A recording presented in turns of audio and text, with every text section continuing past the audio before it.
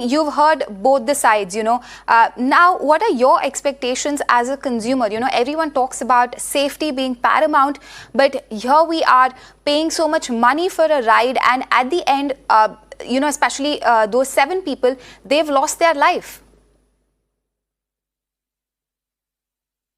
Safety is only in the books, or when an accident happens, like this unfortunate one, then safety is mentioned. Otherwise, it is about making money, profiteering, or surviving in these tiring times, trying times. We are talking about the fine of 5 lakhs, which was imposed in June on the operators. Now, why was the fine or penalty imposed? Because there was a compromise in safety and irregularity found by the regulator, which may have resulted in safety practices or culture being compromised, the adequate buffers which are there built in the system compromised.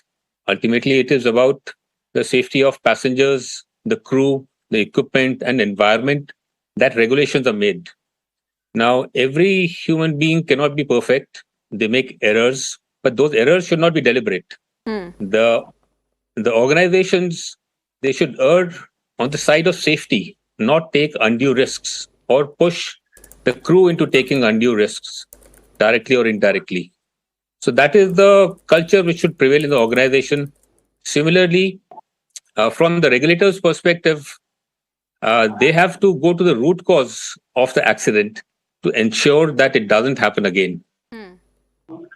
And accident does not happen out of the blue. There are always precursors. There will be a number of near misses, a few serious incidents, then an accident happens. So what happened in June was a precursor. Something is very wrong in the system, a wake-up call. And the 5 lakh, the penalty which was imposed was not sufficient. So would you rather pay a traffic cop 500 rupees or 1,000 rupees rather than having to go to the court and submit your license, get it suspended? So it is something of that, a corollary of that sort. So the DGCA was empowered in 2020 through a bill which was passed in the parliament, and the level of fine which DGCA can impose goes up to 1 crore. So 5 lakhs is a measly amount in terms of what has been fined. That is kind of saying that we want to continue your operation or let you off and be seen as doing something for the safety.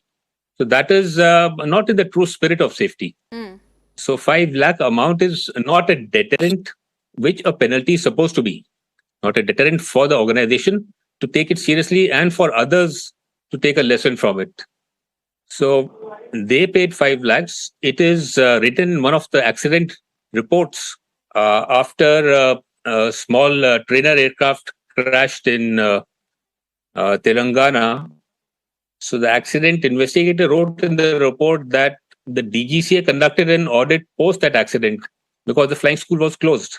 So the main purpose of that audit was to restart operations of the flying school and not to prevent that accident. They could have prevented that accident had they conducted the audit in the true spirit. So it is on record that a government officer is making a statement regarding what happens post an accident, just to restart the operations, to impose a fine and say, look, we have taken action and impose a fine. But that is a nominal amount for an organization which loses maybe lakhs per day if the operations are stopped. So rather pay 5 lakh. So that is nothing much for them. So the penalty has to be proportionate to the kind and to the extent of damage or the potential damage or the intent of the organization. So there is no proportionality. We hear terms about scientific and all that stuff, but when you hear about DGCA suspending license of pilots, they do not think twice. 6 months, 3 years, 5 years. So they would be losing crores if a pilot is sitting on ground, But an organization as big as, say, Vistara or Indigo, they've charged 5 lakhs, 10 lakhs, which doesn't matter to them. So, are we doing some kind of justice? Justice also talks about how the penalty should be imposed and how much delay should be there. If a crime has been committed, then the justice should happen quickly. Otherwise, the purpose of that penalty is lost if Right. there is too much time lag or time gap. So, similar is the case here. If what necessitated the audit in June was the social media which exposed a hard landing or a risky operation. It is not that DGCA conducted an audit and found irregularities. They were forced to conduct an audit because of public pressure. So, an audit is conducted every year. After an incident, a special audit is conducted. What happens to the findings? Nobody knows. They're not revealed. Right.